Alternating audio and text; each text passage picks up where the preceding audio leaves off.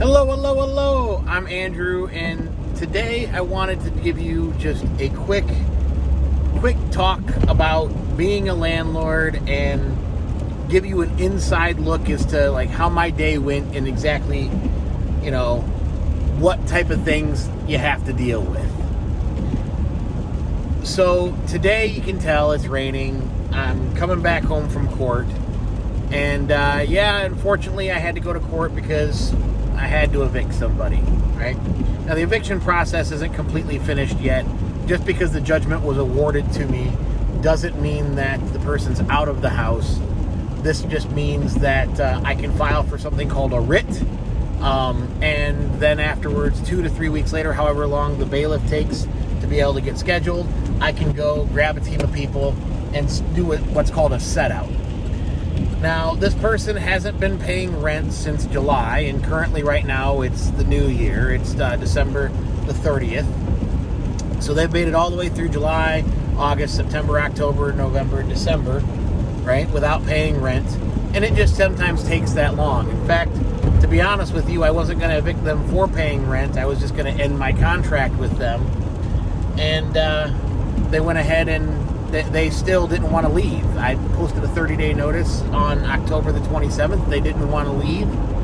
And afterwards, when they didn't leave, I went back and had to file the eviction. So if I'm going to go ahead and file the eviction, I might as well file for the non-payment of rent for this person.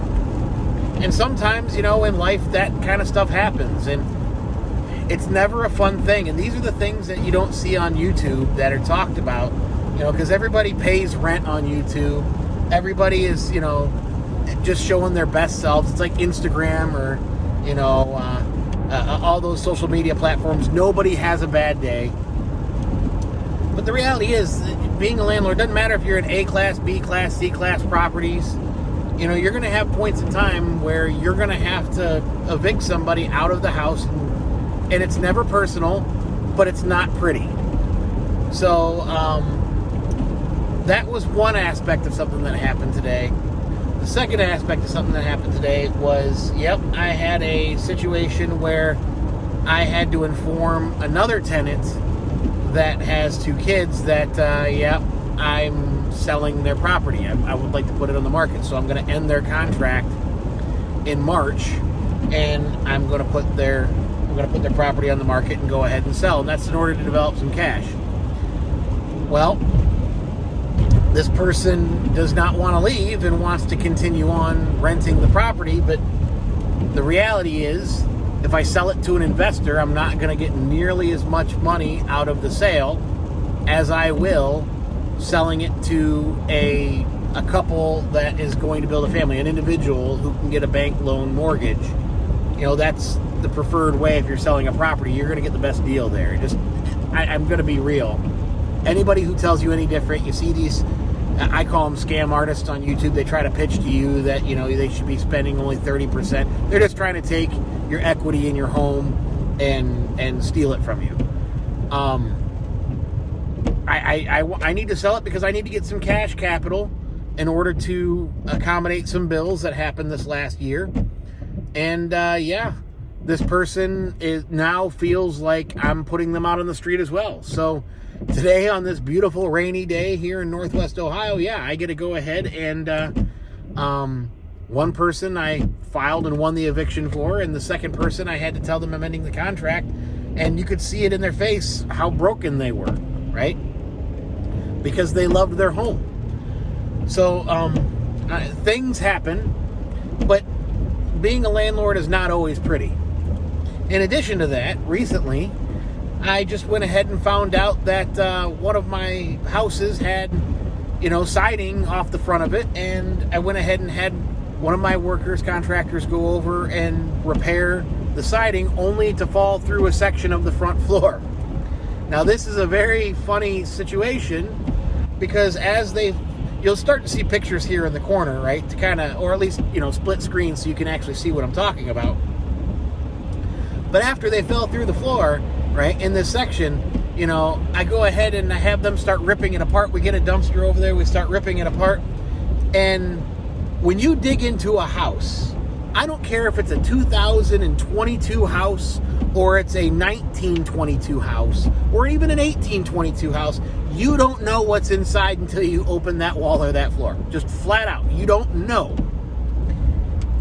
And I have a saying that, you know, people jerry-rig things, and they try to jerry-rig everything. And there's a channel called Jerry Rig Everything. But Jerry was never very good at rigging anything. That's the reality of it. Not the channel Jerry Rig Everything, but unfortunately, in my experience in houses, Jerry was never very good at rigging anything. And in this situation, you know, we look at the floor where it was buckled, and instead of, they built this porch from the house, and the porch is, when you're doing flooring, it should be coming from the house to the front of the porch, and it should be 16 inches on center all the way across, and it should be 2x8, so that way it's load bearing, and it should be supported in the front. Turns out what happened is they went ahead and they spun the entire 25 foot all the way across, and it had been dry rotted at some point in time in the past because there was water damage. And what happened? They decided to take a 2x4 and sister it in the open space. They took a 2x4 and bridged that gap, and they didn't go more than about 6 inches on each side. And because it was buckling, this is when they decided that they were going to take a 1/2 inch sheet of plywood, turn it sideways, and sit it on the ceiling joists beneath, which is not load bearing. I mean, we're talking that it makes no sense as to why somebody would do this. So now I'm forced to go ahead, because I can't have tenants there. Like, you know, this is a porch supposed to be usable. So now I have to rip out everything and replace everything. And as Homes on Homes would say, make it right? Put all new, rip out the whole second subfloor porch, rip out all the ceiling, replace it all with the way it's supposed to be done. 2x8 treated lumber, sistered straight on into the actual, into the structure itself, so that way it's properly supported, and then go ahead and make certain it's supported in the front post. When we got to the front post and we see what the front half of the house is hanging off of, guess what? The front half of the house, these posts that look like they're load bearing, oh no, they're decorative. There's nothing on the inside of that.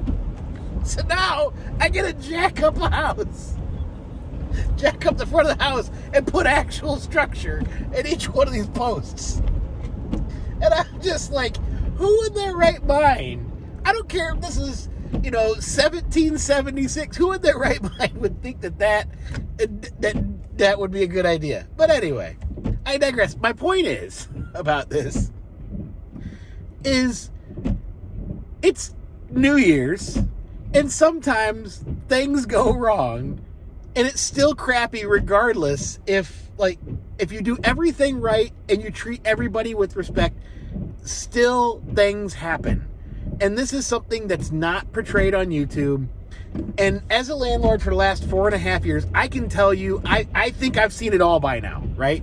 I've done sill replacements, bed bugs, I've had drug addicts, I've had, you know, I've had people die in my properties, right? Like, there's not been a whole lot that I haven't seen. And it's not portrayed that way on YouTube. And on the same token, real solutions to real homeowner issues are not talked about on YouTube. So that's why I'm giving you this video, is to give you a little bit of insight. And I'm going to start making these videos.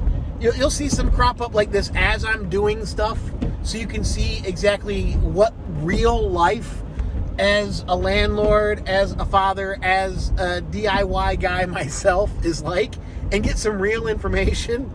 Because this like putting your best self out in front of everybody, and I hate to say it, but they're full of crap. I mean, it makes no sense to me. So I hope you learned something. I want you to remember, failure isn't bad. Failure to try and learn is. And if you like that video, hit that thumbs up button. Go ahead and check out this one here. And until next time, guys, have a good one.